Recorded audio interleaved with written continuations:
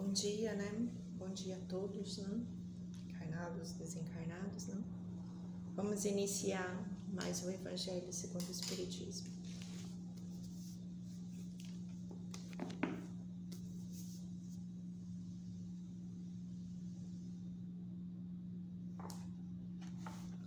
Nos domínios do bem, mas nada quis fazer sem o teu parecer, para que teu benefício não fosse como por obrigação, mas espontâneo. Paulo.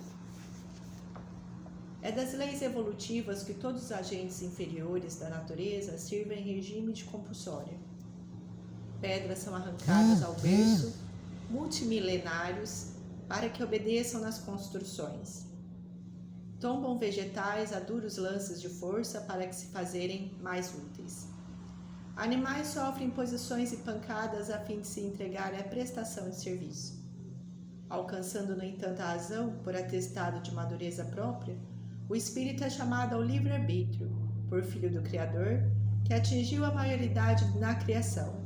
Chegado a essa fase, ilumina-se pela chama interior do discernimento para a aquisição das experiências que lhe cabe realizar, de modo a erguer seus méritos, podendo em verdade escolher o caminho reto ou sinuoso, claro ou escuro, em que se apraza, mais se apraza.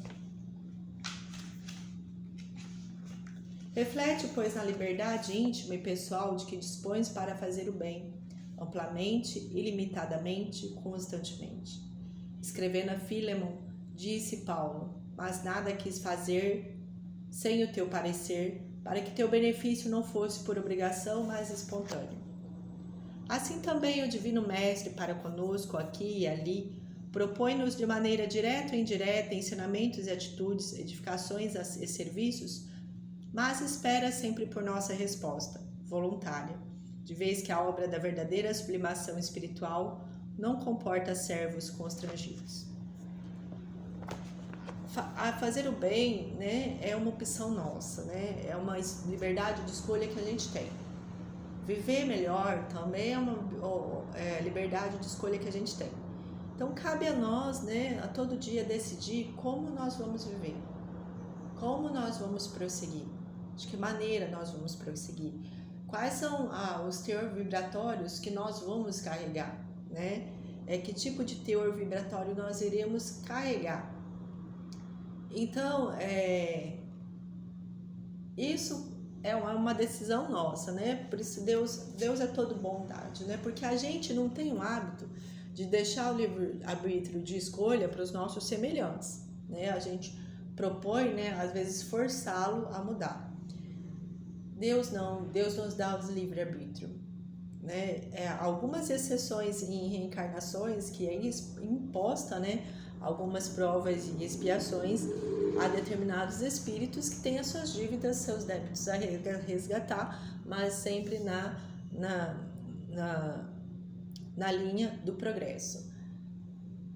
Mas em si a gente tem todo esse tempo, né, para a gente ver, olha, qual é o nosso tempo do nosso progresso.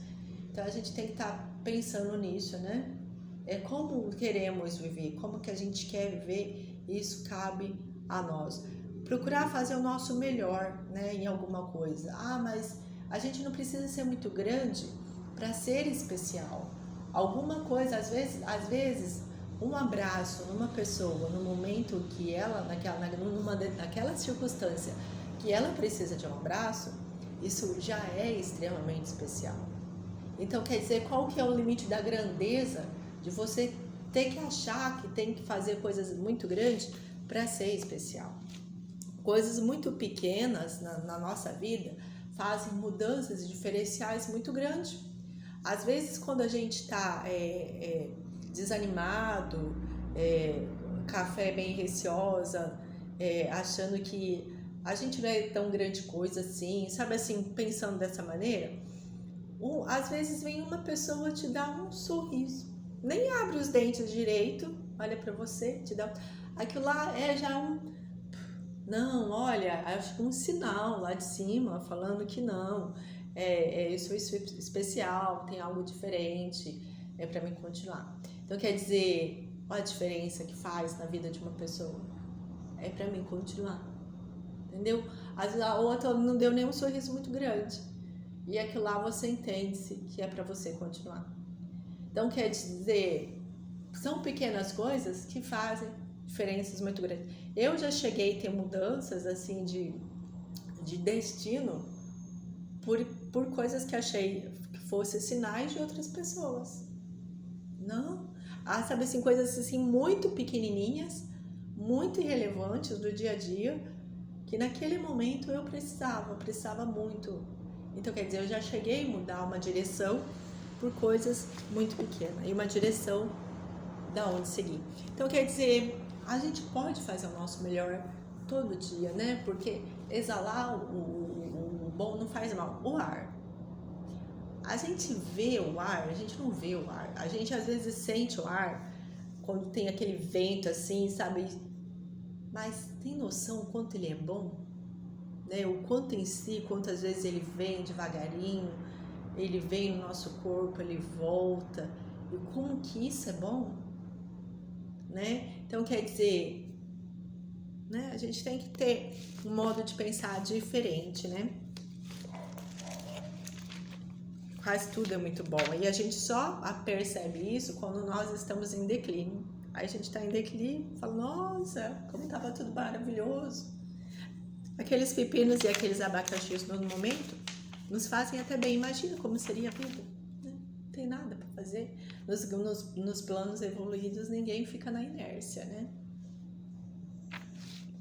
Enquanto tivemos... Então, vamos continuar aqui o Evangelho.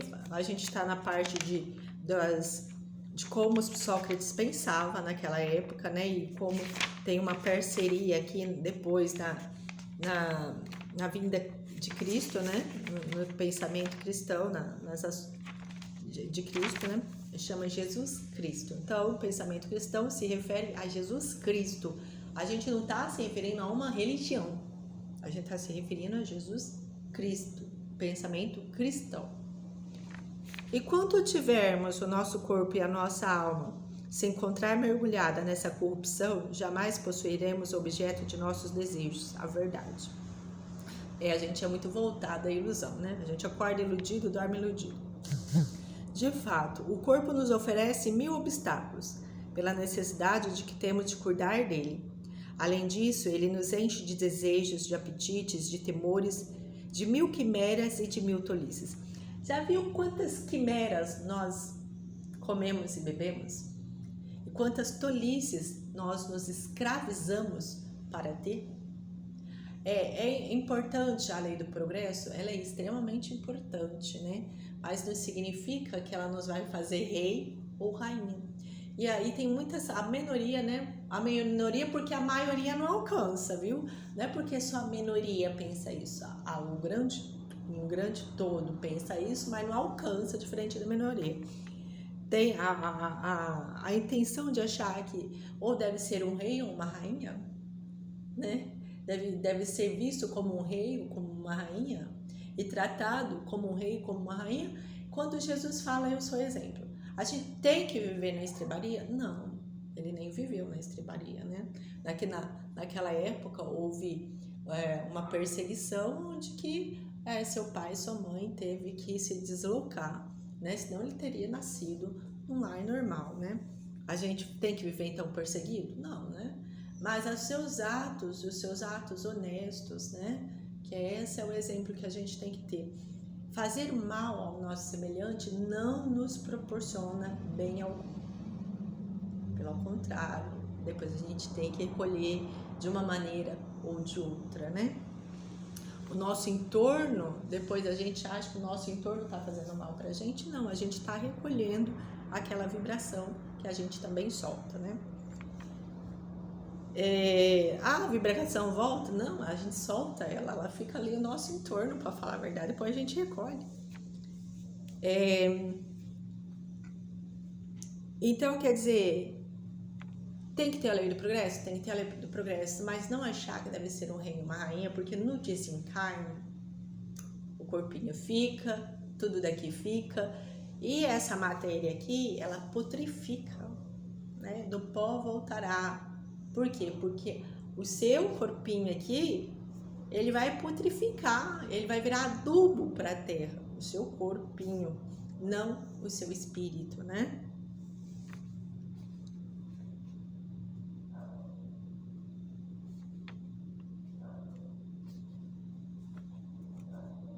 De mil tolice, de maneira que com ele é impossível sermos sábios por um instante, né? Essas preocupações que nós temos.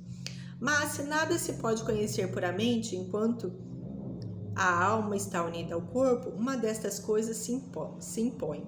Aqui já fala, né, que quando a alma está unida ao corpo, a gente tem, então aqui já entende-se que a gente tem aquele esquecimento, né, que é necessário pra gente esse esquecimento. Porque se imagina, nasce como nossa irmã, a pessoa faz mal, você me fez mal, agora você tem que fazer isso, tem que fazer aquilo, quer dizer, né?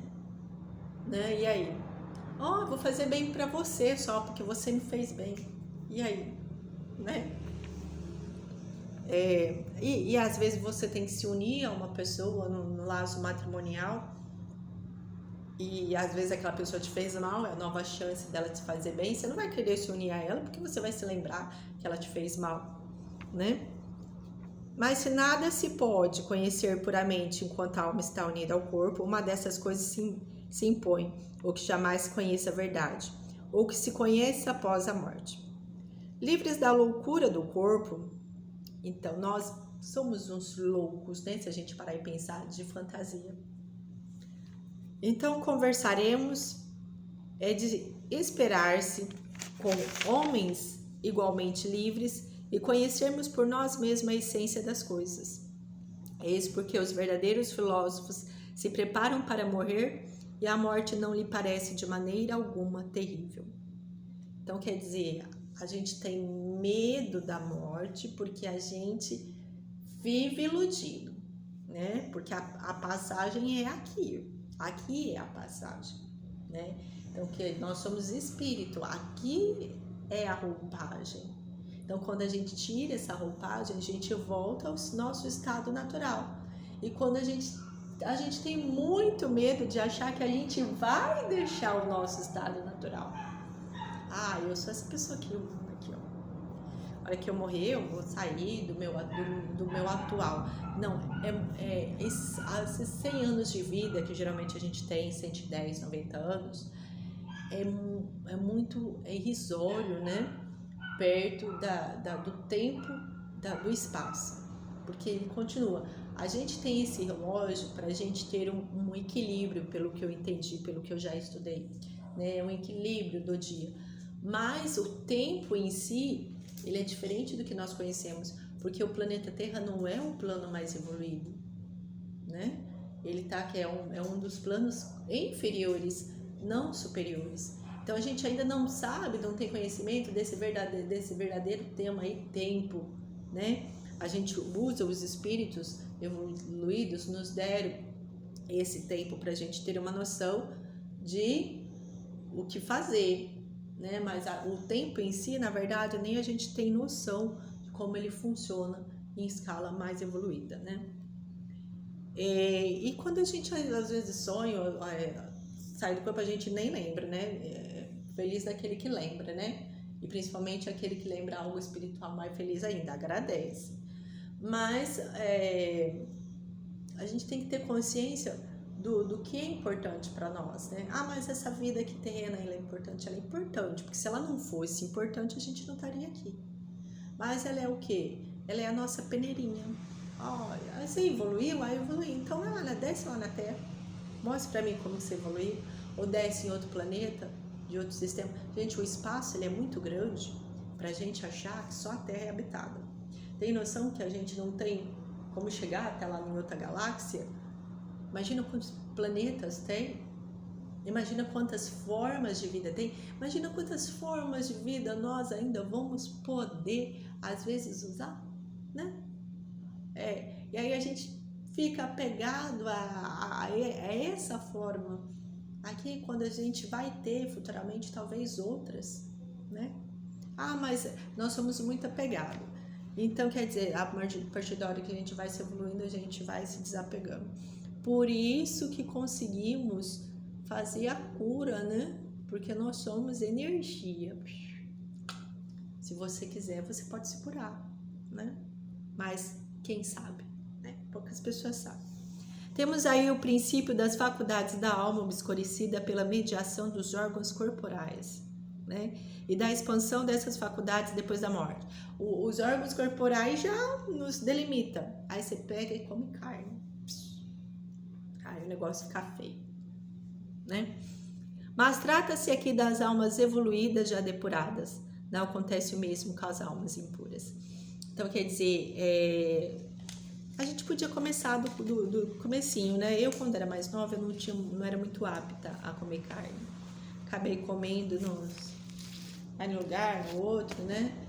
E mais feliz daqueles que tem uma mãezinha, um paizinho que é mais vegetariano aí, não, que proporciona uma alimentação menos carnívora, né? E aqueles que nem carnívoro parabéns para eles, viu? Porque realmente a carne nos faz muito mal, né? Entende-se que já estamos evoluindo de uma tal maneira, né, que você não vai morrer sem comer carne. Existem outras coisas que existe, a proteína aí da carne e algumas coisas que às vezes está em nossa volta, no meio da rua, a gente olha e não sabe, né? Porque ao homem não é dado tudo a saber, né? Mas de acordo com a sua evolução, ele vai conhecendo as coisas, e aí tem muita coisa aí na nossa natureza que a gente não faz nem ideia. Eu tenho quase certeza que, tipo assim, às vezes numa planta ali, aquela planta ali cura o câncer, pra falar a verdade. Ah, mas você sabe? Não, ninguém sabe. Então é mais ou menos assim. Vamos agradecer mais uma orientação de agora. Muito obrigada, Senhor, pela orientação de agora. Que seja feita sempre a vossa vontade na nossa, iluminar os nossos corações, os nossos pensamentos. Que tenhamos olhos de ver, ouvidos de ouvir e coração de sentir, né? Obrigada pelo esse ar, pela imagem da janela, pelo meu cachorrinho Pichote, pela minha mãe, pela Marilinha, pelos parentes, pelo trabalho. Obrigada por tudo, né? E obrigada por mais um dia.